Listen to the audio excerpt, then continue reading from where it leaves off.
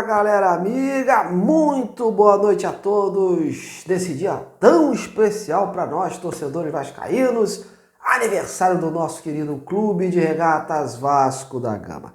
126 anos de glórias, lutas e vitórias e tô devidamente trajado com a Cruz de Malta para apresentar esse programa de hoje. Parabéns, Vasco da Gama, orgulho imenso de carregar no coração todos os momentos especiais que vivi. Como eu disse em minhas redes sociais, ontem, hoje e sempre. E que assim seja. Que honra ser Vasco e fazer parte dessa torcida apaixonada.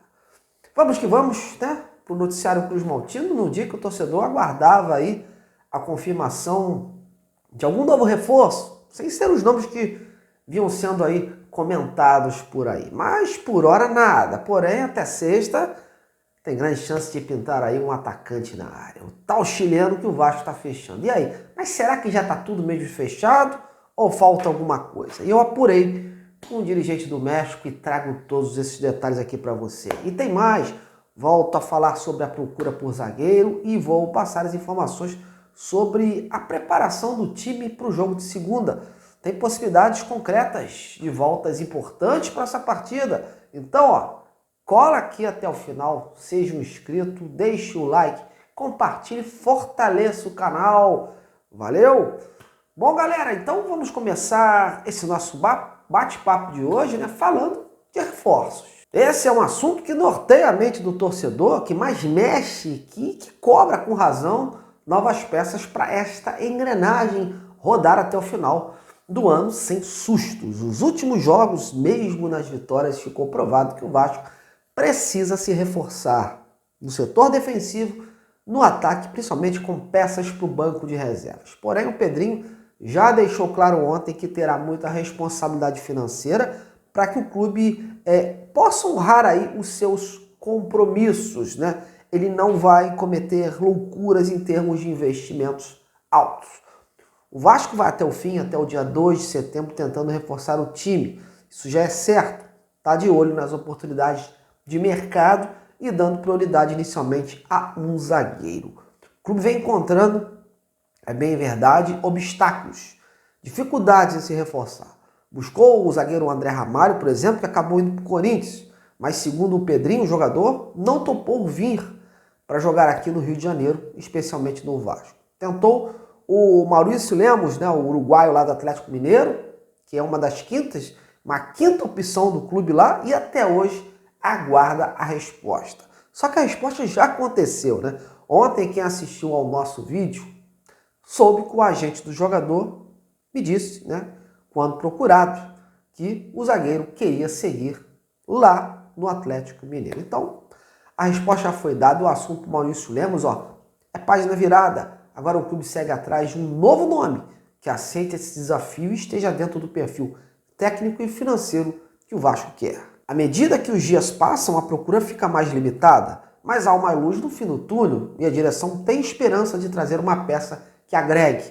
Lógico, se aparecer uma peça de outra posição e que esteja dentro do patamar financeiro do clube e que seja uma oportunidade de mercado, o Vasco vai trazer.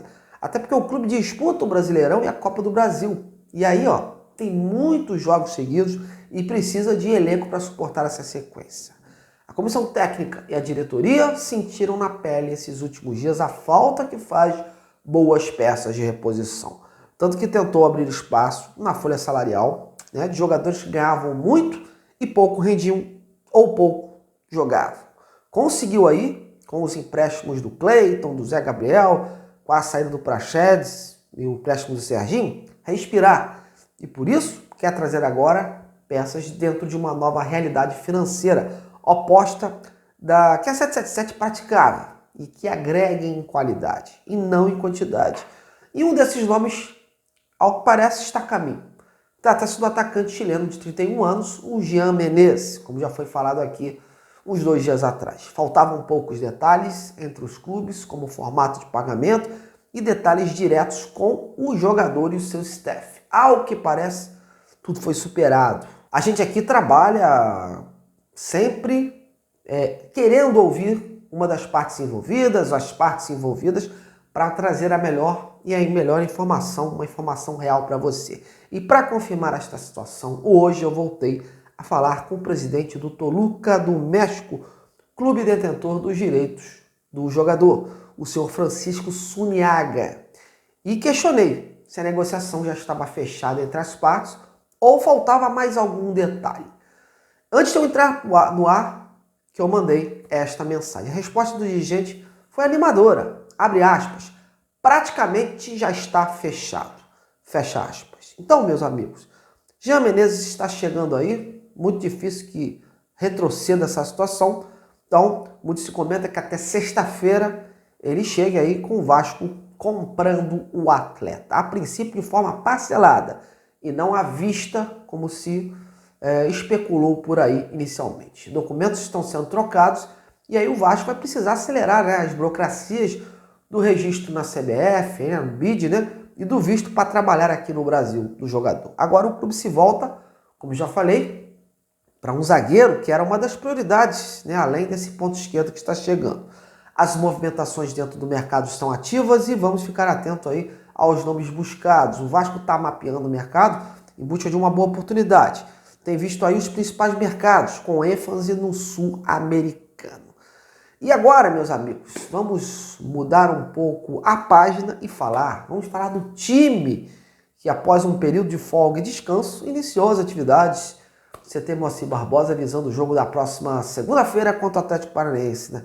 Olha, e a próxima semana promete ser de dose dupla de Vasco e Atlético Paranaense em São Januário por conta do primeiro jogo das quartas de final pela Copa do Brasil. E o Vasco promete se preparar com afinco. Afinal, precisa melhorar o rendimento em campo e confirmar aí uma evolução. O grande desafio do técnico Rafael Paiva é pôr fim às oscilações do time. Contra o Criciúma, a equipe saiu atrás, buscou empate, virou e no meio do segundo tempo relaxou, recuou, fazendo com que nos acréscimos tomasse aquele gol do empate. A mesma coisa aconteceu contra o Bragantino. O Rafael espera uma equipe mais consciente em campo e não perdendo a pegada, continuando a buscar o resultado, mesmo se estiver na frente. E o técnico pode ganhar reforços importantes para esses próximos jogos. Verratti com o time. Verratti, por exemplo, treinou normalmente hoje com o grupo e, ao que parece, já se sente bem para o próximo desafio da segunda-feira. O Vasco vai ter aí ainda muitos treinamentos, né, pela frente e caso ele não volte a sentir nada, o atacante então deve ser o maior reforço para este jogo. Já o Coutinho, ele estava desde semana passada em transição do departamento médico para o campo.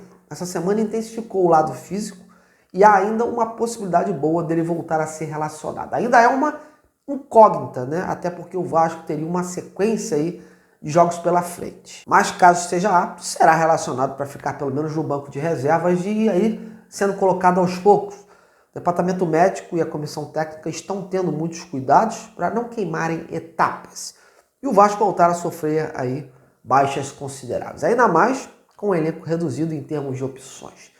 Caso concretize as voltas do Coutinho e do Verratti, precisa ser comemorado, né? Porque o Vasco volta a ganhar uma referência lá na frente e decisiva, por sinal. E um ganho técnico também com o Coutinho, que ainda não conseguiu aí reeditar o seu bom futebol, mas a sua qualidade dispensa comentários. E pode ser uma arma importante, né? Caso seja usada aí no decorrer dos jogos. Bom, galera, por hoje é só. O dia para mim foi bastante corrido, mas te coloquei a par aí do atual cenário cruzmaltino. Continue acompanhando esse trabalho, não só por aqui, como minhas redes sociais, no @Detetive Vasco X e Instagram. E convide mais uma galera para se juntar a nós aqui, Vascaíno ajuda Vascaíno. E se o seu amigo ou seu parente não conhece o meu trabalho, indica aí pro canal, beleza? Porque aqui é jornalismo de verdade, sem chutes ou invenções. Um grande abraço e até amanhã.